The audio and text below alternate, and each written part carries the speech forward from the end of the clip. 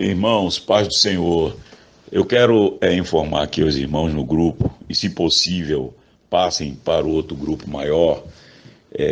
Liguei para a igreja de Floresta, falei com o responsável de lá, ele não se identificou, mas pela voz e pelo tom de voz, deveria ser ou pastor ou tesoureiro. Indaguei dele algumas coisas que só ele poderia me fornecer para evitar uma demanda jurídica contra a igreja. Ele simplesmente me ignorou, me tratou super mal e me deixou assim numa situação de procurar realmente a justiça. Como também liguei para o chefe, o pastor-chefe do GERPEC, e o pastor também, um pastor chamado Edson, que eu não o conheço, mas de igual modo também me tratou muito mal. Eu educadamente pedi alguma coisa, algum documento que a GERPEC tenha dado assistência ao presbítero Nelson, e ele simplesmente me ignorou, me tratou super mal, muito ignorante. Tá entendendo? Que eu não ligo para a igreja para criar problema, não. Eu estou pleiteando algo que é um direito de um pastor receber e ter seu dinheiro, a sua família também ser sustentada por esse órgão chamado GERPEC. Ele, inclusive, disse-me, esse pastor Edson, entre contra o pastor Ailton, que ele é quem tem todas essas informações. Entre com processo contra ele, contra a direção. Foi essa a sinalização que esse pastor Edson me deu. Eu até agradeci muito bem. Vai ser mais um processo que eu vou entrar. Não tenha dúvida disso. Já estou preparando aqui no computador. A irmã já está me passando procuração.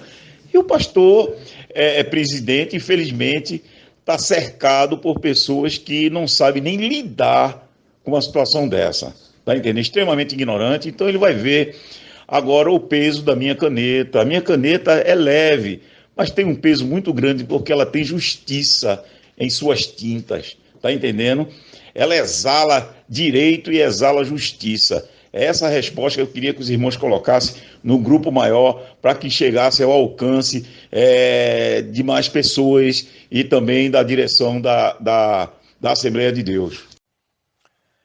Doutor Miguel, a paz do Senhor a todos os nossos irmãos e todos que tomarão conhecimento desse áudio do Doutor Miguel e desse áudio que eu estou fazendo agora em resposta ao áudio do Doutor Miguel. Doutor Miguel, é o seguinte, isso é o treinamento que esses obreiros recebem em Recife, né? De não dar informação a ninguém, de tratar as pessoas muito mal, né?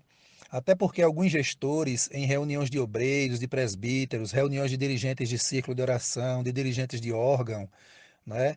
Quando o gestor Ailton José Alves, justificando que poderia ter alguém nos cultos administrativos ouvindo alguém de fora, não é? Ouvindo os balancetes da igreja, resolveu tirar as informações da igreja, aquelas informações que eram dadas, né? Quanto entrou, quanto saiu, para quem foi, para quem deixou de ir, né, alegando que poderia ter alguém mal intencionado e depois querer furtar a igreja, né? Mas a gente sabe tudo isso que tudo isso foi apenas uma invenção para esconder da igreja o balancete, principalmente o balancete financeiro da igreja. Né?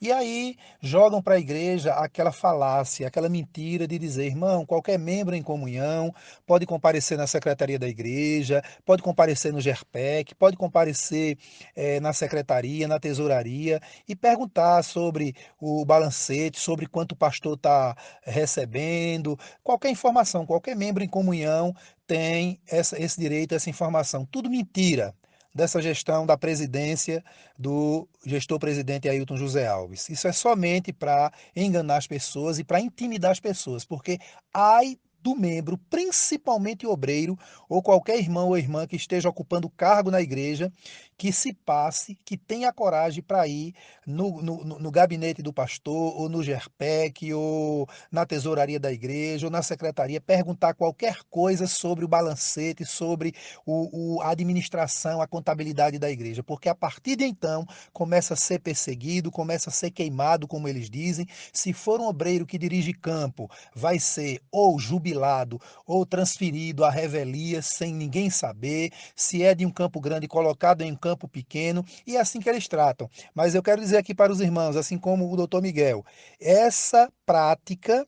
Essa prática ditatorial, essa prática dissimulada, essa prática mentirosa, essa prática de engano, ela está chegando ao fim. Tá certo, irmãos? Está chegando ao fim, porque a igreja está abrindo os olhos, os irmãos estão deixando de ofertar, porque estão visitando necessitados, estão visitando pessoas que estão passando fome, e estão levando ajuda a essas pessoas e não ofertando na Salva, na sede aí em Recife e nas filiais que são gerenciadas por administradores e por comerciantes do evangelho. Infelizmente, mas isso está com os dias contados para acabar na nossa igreja. Qualquer membro em comunhão terá autoridade e liberdade de chegar em qualquer órgão da igreja para perguntar o que entrou, o que saiu, para onde foi e para quem foi, porque a igreja pertence aos membros e não a esse grupo que está aí com o único objetivo de enriquecer, comer a gordura e se cobrir com a lã das ovelhas. Que Deus abençoe a todos em nome de Jesus.